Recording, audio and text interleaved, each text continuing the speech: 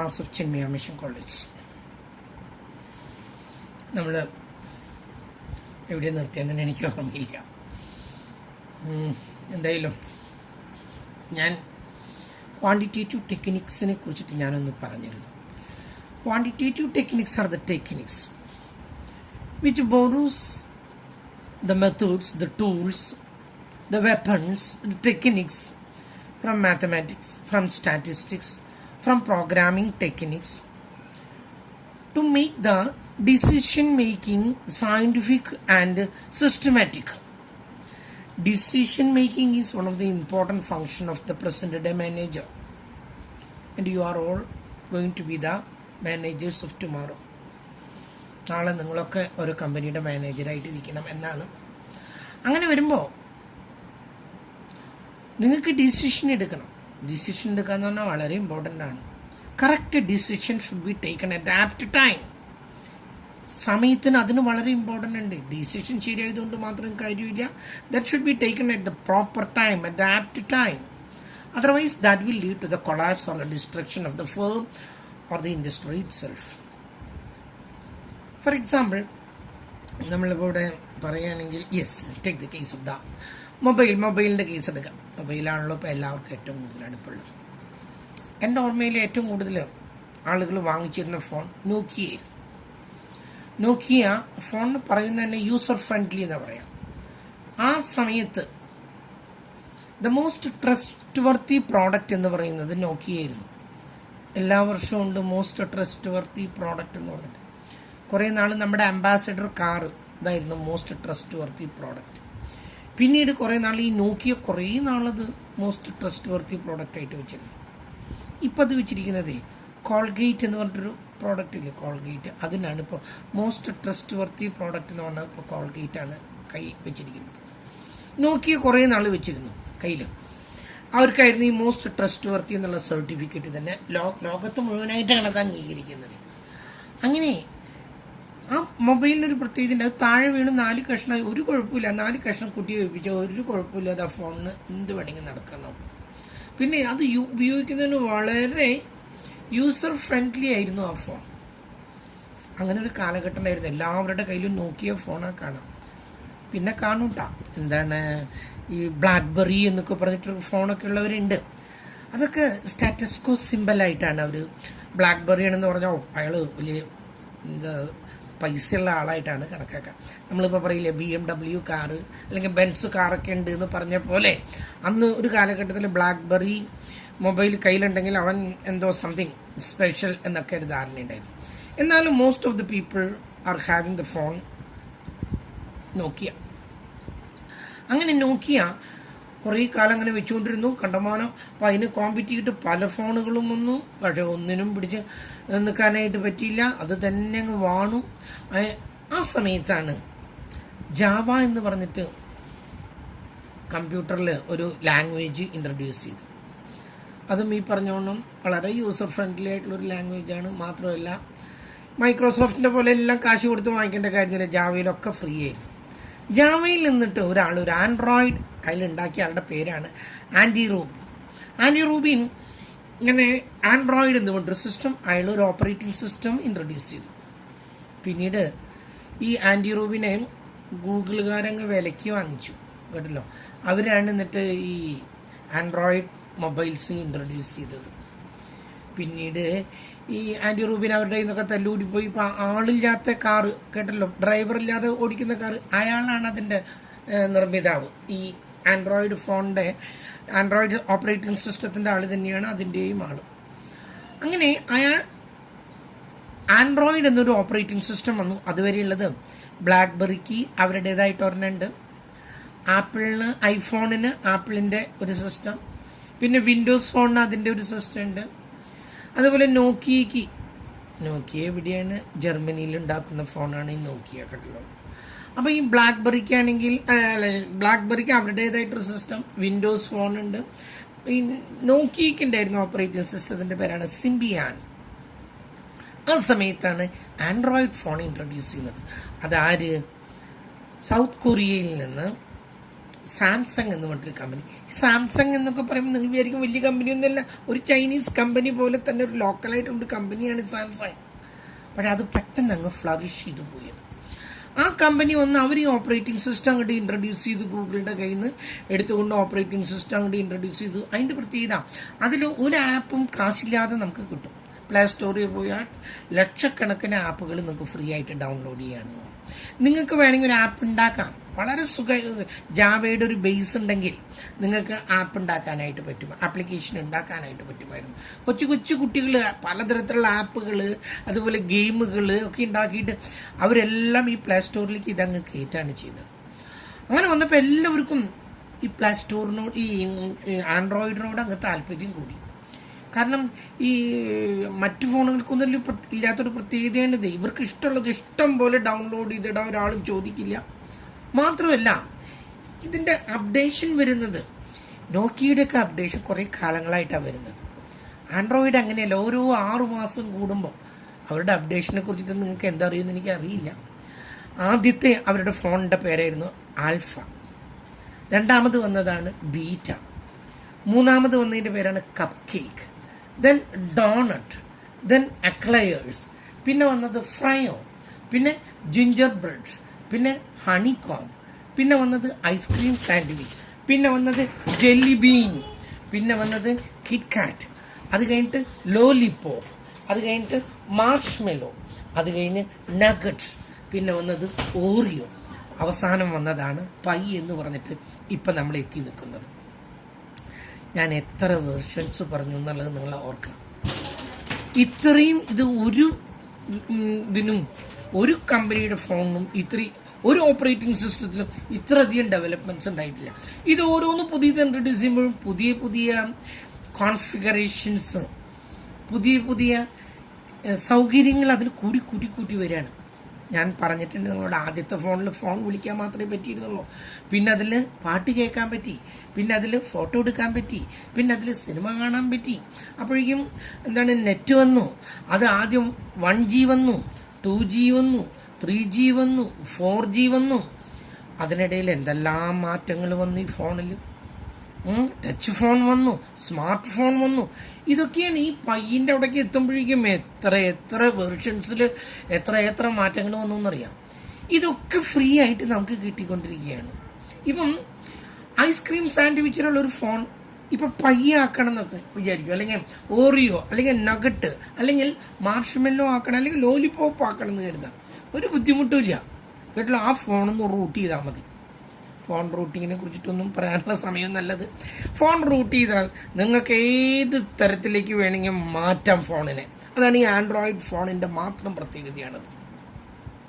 നിങ്ങളതിൻ്റെ break ചെയ്യാണ്, അതിൻ്റെ അടിയിൽ അതിൻ്റെ റൂട്ട് അങ്ങ് പൊട്ടിച്ച് കളയാണ്. അപ്പം നിങ്ങൾക്ക് ആ ഫോൺ എത്ര തരത്തിൽ വേണമെങ്കിൽ വളരെ സ്മൂത്തായി, ബാറ്ററി കുറേ സമയം നീണ്ടു നിൽക്കും. അതുപോലെ പല മാറ്റങ്ങൾ റൂട്ട് ചെയ്താൽ ഉണ്ട്. ഞാൻ റൂട്ടിങ്ങിനെ കുറിച്ചിട്ടല്ല കേട്ടോ പറയാമെന്നത്. അപ്പം ഈ വക വെർഷൻസ് ഒക്കെ വരുമ്പോഴും ഈ നോക്കിയ അപ്പോഴും ഈ സിംബിയാൻ എന്ന് പറഞ്ഞ സിസ്റ്റത്തിൽ യാതൊരു മാറ്റങ്ങളും ഇല്ല. അവർ കരുതി ആളുകൾക്കൊക്കെ ഇഷ്ടപ്പെട്ട ഫോണാണോ അത് തന്നെ ഞങ്ങൾക്ക് വലിയ പേരാണെന്നൊക്കെ വിചാരിച്ചിട്ട് അവരങ്ങ് നിന്നു. ഫിൻലൻഡിൽ നിന്നാണ് ഈ നോക്കിയ ഫോൺ വരുന്നത്. ആ ഫിൻലൻഡിൽ അത് തന്നെ ഒരു വ്യത്യാസം അവർ വരുത്തിയില്ല. അവസാനം എന്തുണ്ടായി? നോക്കിയ തകർന്നു. പിന്നീട് വരുന്ന ഫോണുകൾ മുഴുവൻ നമ്മുടെ ഇന്ത്യയിൽ തന്നെ മൈക്രോമാക്സ്, ലാവ, കാർബൺ, ഇൻഡൽ, ഇൻഡെക്സ് എന്നൊക്കെ പറഞ്ഞ് എന്തെല്ലാം ഫോണുകൾ വന്നു. എല്ലാവരും ഉപയോഗിച്ചത്. പിന്നീട് ഒരു ഫോണും ഈ ആൻഡ്രോയിഡിൽ നിന്ന് മാറി ചിന്തിച്ചിട്ടില്ല. നോക്കിയ തകർന്നു. നോക്കിയ പിന്നീട് മൈക്രോസോഫ്റ്റുകാർ വാങ്ങിച്ചു. പിന്നീട് മൈക്രോസോഫ്റ്റുകാർ അതിനെ നശിപ്പിക്കാൻ വേണ്ടി വാങ്ങിച്ചാണ്. പക്ഷെ കുറേ കഴിഞ്ഞപ്പോൾ അവർ വീണ്ടും ഇൻട്രൊഡ്യൂസ് ചെയ്തു. അതിൽ ആൻഡ്രോയിഡ് സിസ്റ്റം അപ്ലൈ ചെയ്തുകൊണ്ട് സിംബിയൻ എടുത്ത് കളഞ്ഞുകൊണ്ട് അവർ വീണ്ടും ഇൻട്രൊഡ്യൂസ് ചെയ്തു. ഇപ്പം അതേ പച്ച പിടിച്ചിങ്ങനെ വരുന്നുണ്ട്. എന്നാലും ഈ സാംസങ്ങിൻ്റെ ഒപ്പമൊന്നും എത്തില്ല കേട്ടല്ലോ. അപ്പം ഞാൻ പറഞ്ഞു വന്ന ഇതാണ്, മാറ്റങ്ങൾ ഉൾക്കൊള്ളാനായിട്ട് ആർക്ക് കഴിഞ്ഞില്ല? നോക്കിയയ്ക്ക് കഴിഞ്ഞില്ല. ആ മാറ്റം കാണാനായിട്ട് അങ്ങനെ കുറേ പ്രോഡക്റ്റുകൾ ഇവിടെയുണ്ട്. മാറ്റങ്ങൾ ദർശിക്കാൻ പറ്റാത്തതുകൊണ്ട് നശിച്ചു പോയത്. കമ്പ്യൂട്ടറിലൊക്കെ പണ്ട് ഉപയോഗിച്ചിരുന്ന ഒരു ഫ്ലോപ്പി ഡിസ്ക് ഉണ്ട് കേട്ടല്ലോ. എത്രയാണ് അതിൽ? വെറും കിലോ ബൈറ്റുകൾ കേട്ടല്ലോ. മെഗാബൈ MB കൂടിയല്ല KB ആണ് ഇതിൽ കൊണ്ടിരുന്നത്. 74 70 അതൊക്കെ ഓഫീസുകളിൽ ഉപയോഗിച്ചിരുന്നത് ചെറിയൊരു ഡിസ്ക്. അത് കഴിഞ്ഞു. പിന്നെ എന്ത് വന്നു? CD വന്നു. CD 700 MB ആണ്. 2 CD ആയി ഒരു സിനിമ കാണാമെന്നൊക്കെ ആയിരുന്നു അന്നത്തെ ഇത്. അത് കഴിഞ്ഞു. ഇപ്പം പിന്നീട് വന്ന എന്താ 4.1 GB ഉള്ള എന്താണ് അതിനെ പറയുക, CD കഴിഞ്ഞിട്ട് വേറൊരെണ്ണം വന്നു. പിന്നെ നിങ്ങൾക്കറിയാം USB എന്തൊക്കെ തരത്തിലുള്ള USB ഇറങ്ങി. ഞാൻ ഈ അടുത്ത് കണ്ടതേ 528 GB 1024 GB ഉൾക്കൊള്ളുന്നതായ ഒരു ചെറിയൊരു USB. ഞാൻ ആലോചിച്ച് ഇത്ര അധികം GB ഇതിലെങ്ങനെ കൊള്ളു ചോദിച്ചടാ. എനിക്ക് ചിന്തിക്കാൻ കഴിഞ്ഞില്ല. പണ്ടൊക്കെ സിനിമ വരുന്നതേ വലിയ 2 സ്പൂളുകൾ, വലിയ സ്പൂളുകൾ, അത് വലിയ 2 അലുമിനിയം പെട്ടിയിലാണ് വരാം. സിനിമ വെള്ളിയാഴ്ചയാണ് മാറുന്നത്. അപ്പോൾ എല്ലാവരും കാത്തു ഈ ബസ്സിൽ ഈ സാധനം വന്നു, ബസ് വന്ന് അതിൽ നിന്ന് ഇറക്കാൻ കുറേ ബുദ്ധിമുട്ടുണ്ട്. അപ്പോൾ നാട്ടുകാരൊക്കെ കൂടി ഇറക്കും, കാരണം അന്നാണ് പുതിയ സിനിമ വരുന്നത്. അപ്പോൾ ഇത് ഇറക്കി കഴിഞ്ഞാൽ മനസ്സിലായ സിനിമ വന്നിട്ടുണ്ട്. അങ്ങനെ ആ സ്പൂള് തിരിച്ച് അതിൻ്റെ മുമ്പിലേക്ക് എത്തിക്കണമെങ്കിൽ തന്നെ ഒരു അരമണിക്കൂർ വേണം കേട്ടല്ലോ. ആ ഇൻ്റർവെല്ലിന് മുമ്പ് ഒരു സ്പൂള് തിരിക്കും, ഇൻ്റർവെല്ലിന് ശേഷം മറ്റേ സ്പൂൾ അടുത്ത ഷോക്ക് വീണ്ടും തിരിച്ചിടും. അങ്ങനെയായിരുന്നു. അത്രയും വലിയ സ്പൂളിൽ കൊള്ളുന്ന സിനിമ നമ്മുടെ കയ്യിലുള്ളൊരു USB ഒരെണ്ണല്ല എത്ര സിനിമ കൊള്ളും. ടെക്നോളജിയിൽ വന്ന മാറ്റം കണ്ടു. ആ മാറ്റത്തെ ഉൾക്കൊള്ളാനായിട്ട് കഴിയണം. അതാണ് പറഞ്ഞത്, we are seeing the future, predicting the future. അതെങ്ങനെ ചെയ്യുന്നു? അതിനാണ് ഈ ക്വാണ്ടിറ്റേറ്റീവ് ടെക്നിക്സിൻ്റെ ആവശ്യകത വന്നത്. നമ്മൾ മുൻകൂട്ടി കാണണം ആളുകൾ how much they will demand and what quality they are demanding. ഏറ്റവും കൂടുതൽ ആളുകൾ എത്തരത്തിലുള്ള ക്വാളിറ്റികളാണ്. ചിലയിടത്തുണ്ടല്ലോ വളരെ പുവർ ക്വാളിറ്റി വിൽഡും, ചിലയിടത്ത് ഹൈ ക്വാളിറ്റിയാണ് പറ്റണത്, ചിലയിടത്ത് ഒരു ആവറേജ് ക്വാളിറ്റി, പലതരത്തിലുണ്ട്. ഈ എന്താണ് ഈ ഞാൻ നേരത്തെ പറഞ്ഞില്ലേ പല്ല് തേക്കുന്ന എന്താ പറഞ്ഞ കോളിനോസ് അല്ല കോൾഗേറ്റ് അവരുടെ തന്നെ പലതരത്തിലുള്ള വെറൈറ്റികളുണ്ട്. കണ്ടിട്ടുണ്ടല്ലോ നിങ്ങൾക്ക്. മിഡിൽ ക്ലാസ് പീപ്പിളിന് വേണ്ടിയിട്ടുള്ളത്, റിച്ച് പീപ്പിളിന് വേണ്ടിയിട്ടുള്ളത്, അതുപോലെ കിടക്കുന്ന പുവർ പീപ്പിളിന് വേണ്ടി പലതരത്തിലുള്ള പ്രോഡക്റ്റ്. അപ്പം അവരതിലൂടെ മുഴുവൻ ഒരെണ്ണം തകർന്നാലും മറ്റൊന്നും പിടിച്ചു നിൽക്കണം. അതുപോലെ ഇന്ന് ഒരു പ്രോഡക്റ്റായിട്ട് ഉൽപ്പാദിപ്പിക്കുന്ന ഒരു കമ്പനിയും ഇല്ല കേട്ടല്ലോ. ഏത് കമ്പനി എടുത്താലും അവർ different products are producing at the same time. Production പലതരത്തിലാണ്. ഒരെണ്ണത്തിൽ എന്തെങ്കിലും വീഴ്ച വന്നാൽ മറ്റേതുമ്പോൾ പിടിച്ചു നിൽക്കണം.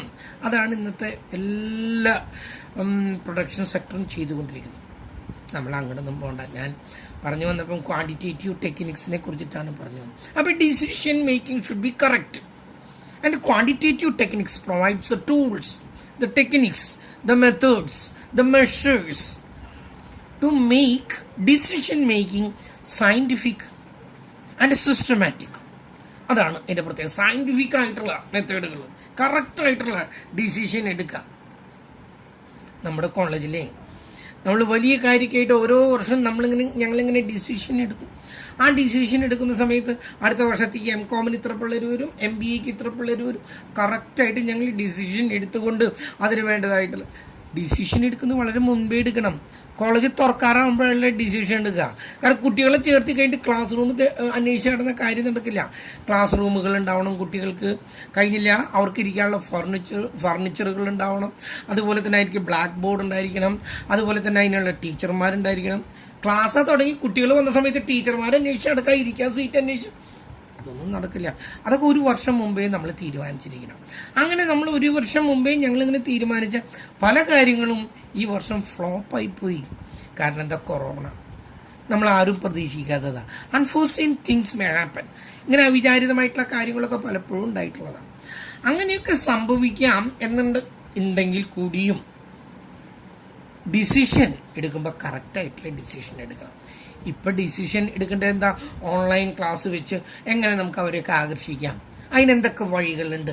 ചില കോളേജുകളൊന്നും തുടങ്ങുന്നില്ല, പിള്ളേരും കിട്ടില്ല.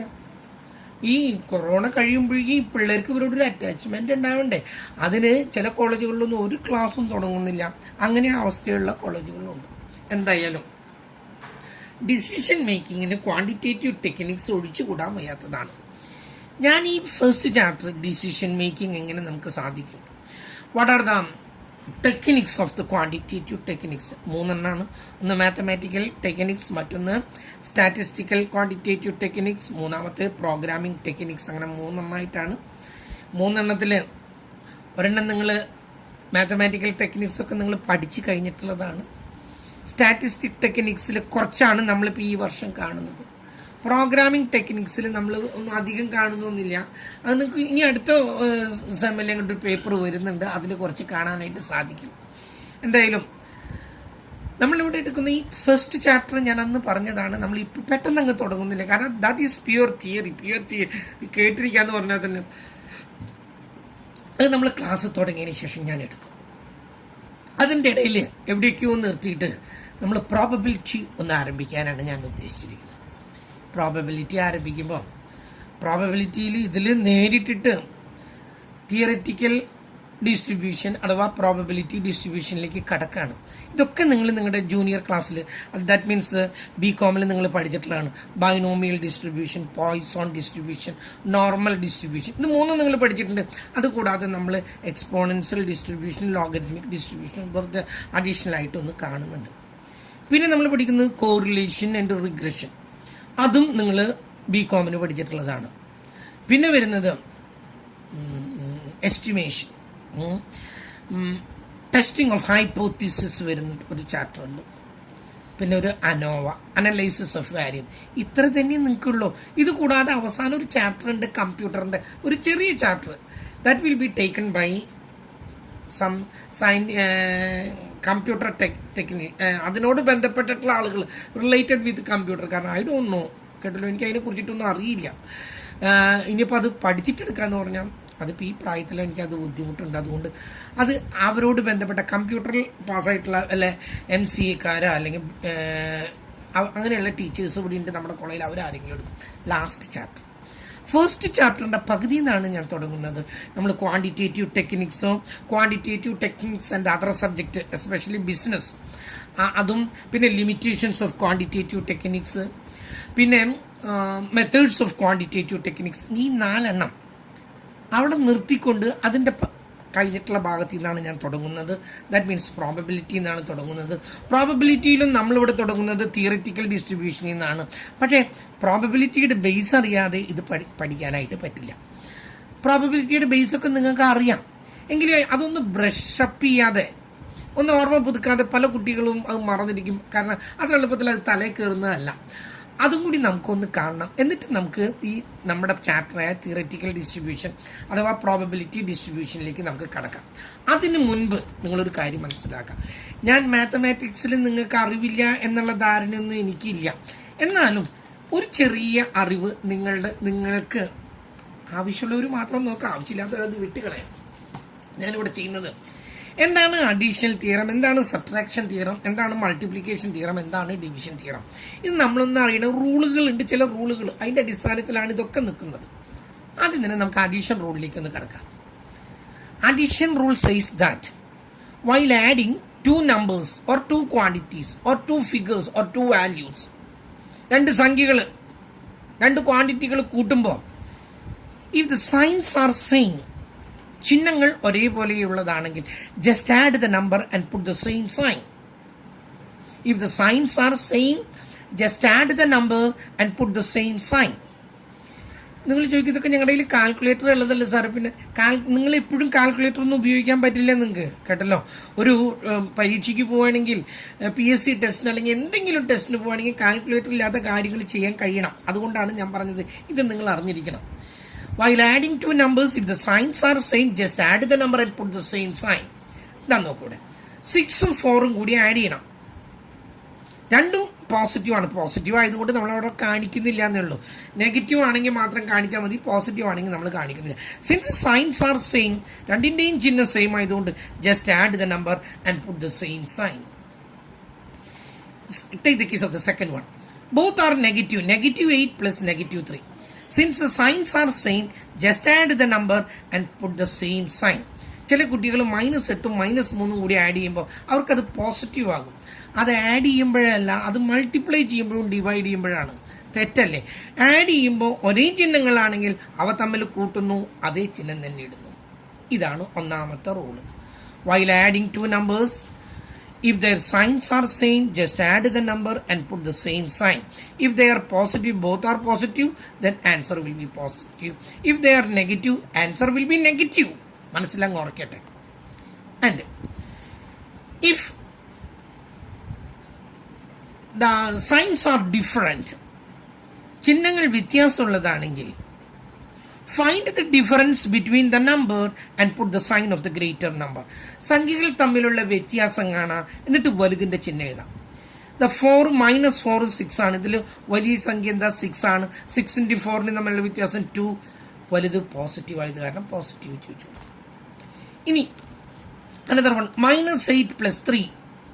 Find the difference between the number 8ഉം 3ഉം തമ്മിലുള്ള വ്യത്യാസം 5. And the sign of the greater number, that is negative. Negative should be shown. If that one is positive, you need not show. But if it is negative, you have to show the. So the difference is 5 and the greater number is negative. So we are showing here the negative. Okay. If the signs are different, find the difference between the number and put the sign of the greater number. Okay. അപ്പോൾ addition rule കഴിഞ്ഞ് തെറ്റരുത് കേട്ടോ. ഇനി subtraction റൂളാണ്. സബ്ട്രാക്ഷന് പൊതുവെ ഒരു റൂളൊന്നുമില്ല. കുറയ്ക്കുന്നതിന് പകരം നമ്മളിവിടെ ചെയ്യുന്നത് മുഴുവൻ ചിഹ്നം മാറ്റി കൂട്ടാം. അങ്ങനെയാണ് അതിൻ്റെ, ഞാനിവിടെ പറഞ്ഞതേ സയൻറ്റിഫിക് ആയിട്ടുള്ള മെത്തേഡാണ് കേട്ടല്ലോ. പല കുട്ടികളും കേട്ടിട്ടുണ്ട് 5ൽ നിന്ന് 2 പോയാൽ 5 വിരലെടുത്തു, അതിൽ നിന്ന് 2 വിരൽ കുറച്ച് കളഞ്ഞു, ബാക്കി മാറ്റി, ബാക്കി എത്ര. അതൊന്നുമല്ല അതിൻ്റെ സയൻറ്റിഫിക് മെത്തേഡ്. സയൻറ്റിഫിക്കിൽ എങ്ങനെയാണ്? താഴെയുള്ള സംഖ്യയുടെ ചിഹ്നം മാറ്റുന്നു. ഏത് സംഖ്യയാണോ കുറയ്ക്കേണ്ടത്, change the sign of the number which has to be subtracted, which has to be deducted. ഏത് സംഖ്യയാണോ കുറയ്ക്കേണ്ടത്, ആ കുറയ്ക്കേണ്ട സംഖ്യയുടെ ചിഹ്നം മാറ്റിയിട്ട് പിന്നെ കുറയ്ക്കല്ല ചെയ്യുന്നത്, കൂട്ടാണ് ചെയ്യുന്നത്. 6 - 4 നിങ്ങൾക്കറിയാൻ 2 ആണെന്ന്. അതെങ്ങനെയാണ് കിട്ടിയെന്ന് നോക്കൂ. 6 എഴുതി, 4 താഴെയുള്ള സംഖ്യയുടെ ഈ പോസിറ്റീവ് എന്താക്കി? മൈനസ് ആക്കി. എന്നിട്ട് ഈ കുറയ്ക്കുന്നതിന് പകരം നമ്മൾ എന്ത് ചെയ്തു? കൂട്ടി. ചിഹ്നം മാറ്റുന്നു, താഴെയുള്ള സംഖ്യയുടെ. കുറയ്ക്കുന്നതിന് പകരം എന്ത് ചെയ്യുന്നു? കൂട്ടുന്നു. ചിഹ്നം മാറ്റുന്നു, കൂട്ടുന്നു. Change the sign and add. ഉറക്കിട്ടെ, തലയിലങ്ങ് ഉറക്കിട്ടെ നിങ്ങൾ. ഇപ്പം നോക്കൂ, നമ്മൾ അഡീഷൻ്റെ റൂളാണ് നോക്കുന്നത്. അഡീഷനിൽ ഞാൻ പറഞ്ഞു വ്യത്യസ്ത ചിഹ്നങ്ങളാണെങ്കിൽ find their difference and put the sign of the greater number. Which one is greater here? 6 is greater. What's the difference between 6 and 4? That is 2. And the greater one is positive. You need not show it there. Okay. Another one. 7 -5. 7ൽ നിന്നും -5 less ചെയ്യണം. നമ്മൾ എഴുതി 7ൽ നിന്നും ഈ -5 ചിഹ്നം മാറിയപ്പോൾ അതെന്തായി? +5 ആയി. കേട്ടല്ലോ, നെഗറ്റീവിൻ്റെ ചിഹ്നം മാറിയപ്പോൾ +5 ആയി. ഇനി നമ്മൾ കുറയ്ക്കുകയല്ല ചെയ്യുന്നത്, ഇനി എന്താ ചെയ്യുന്നതെന്ന് പറഞ്ഞാൽ കൂട്ടാണ് ചെയ്യേണ്ടത്. കൂട്ടുന്നതിൻ്റെ റൂള് നോക്കി, രണ്ടും ഒരേ ചിഹ്നങ്ങളാണ്. രണ്ടും ഒരേ ചിഹ്നങ്ങളാണെങ്കിൽ അവ തമ്മിൽ കൂട്ടി അതേ ചിഹ്നം തന്നെ ഇട്ടു. ഓക്കെ. അടുത്തത് നോക്കും. അടുത്തത് എന്താ പറയുന്നത്? -8 അതിൽ നിന്നും ലെസ് ചെയ്യണം +3. നമ്മളിവിടെ എഴുതി -8ൽ നിന്നും ഈ +3 എന്തായി തീർന്നത്? -3 ആയി തീർന്നു. കുറയ്ക്കുന്നതിന് പകരം എന്ത് ചെയ്യുന്നു? കൂട്ടുന്നു.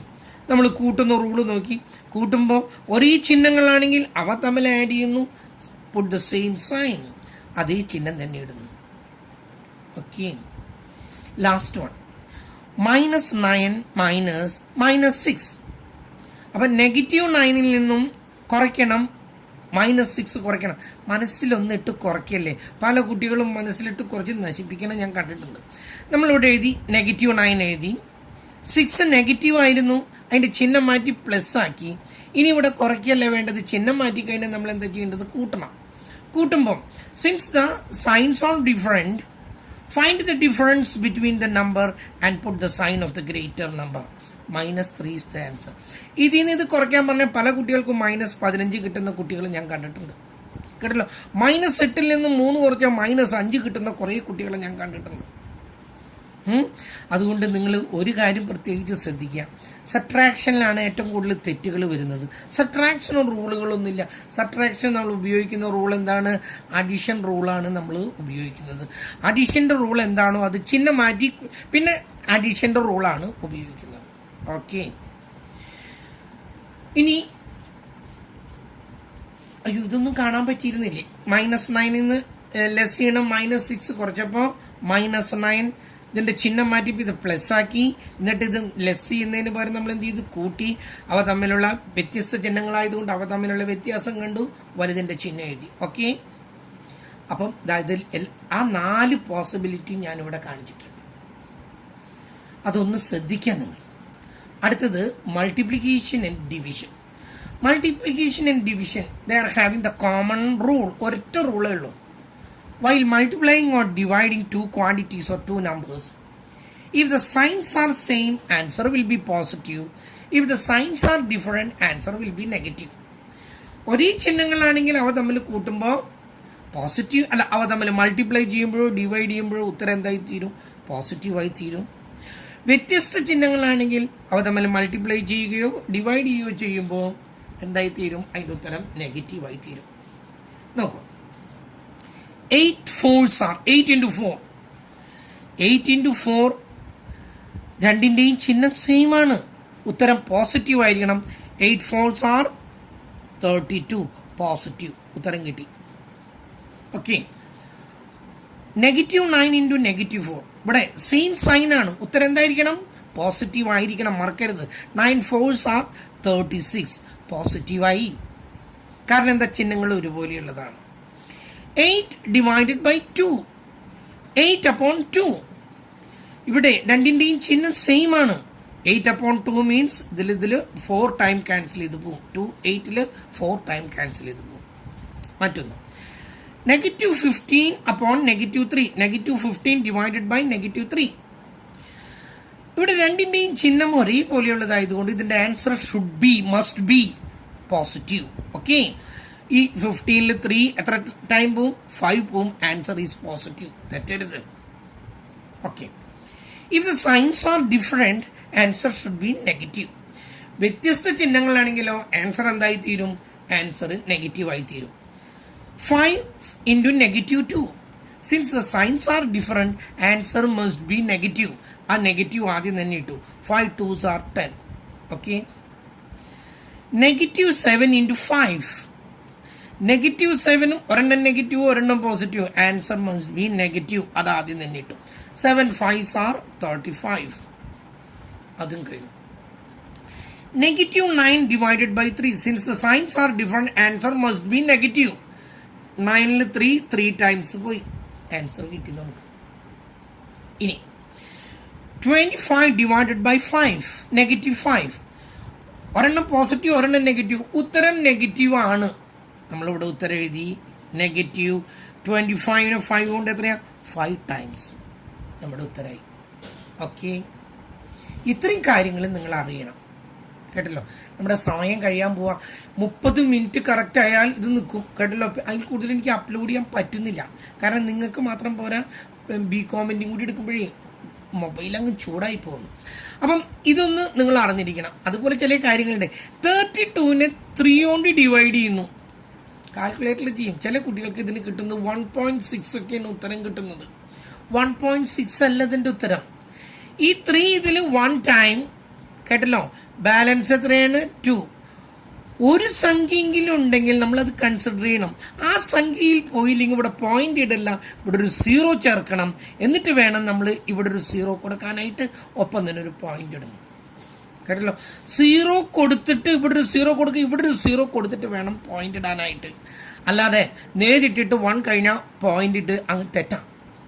ഒരു ഡിജിറ്റെങ്കിലും ഉണ്ടെങ്കിൽ ഉടനെ തന്നെ 0 ഇട്ടിട്ട് വേണം പോയിന്റ് ഇടാനായിട്ട്. ഇവിടെയും നമ്മളൊരു 0 കൊടുക്കുന്നു. ഇതിൽ എത്ര പ്രാവശ്യം? 6 ടൈം. അഗെയിൻ 6 6 6. ഇതൊരു കണ്ടിന്യൂസ് നമ്പർ. ഇതൊന്നും നിങ്ങൾ ശ്രദ്ധിക്കാം. കാൽക്കുലേറ്ററുള്ള കാരണം അതൊക്കെ കടന്നു പോകുമായിരിക്കാം. പക്ഷേ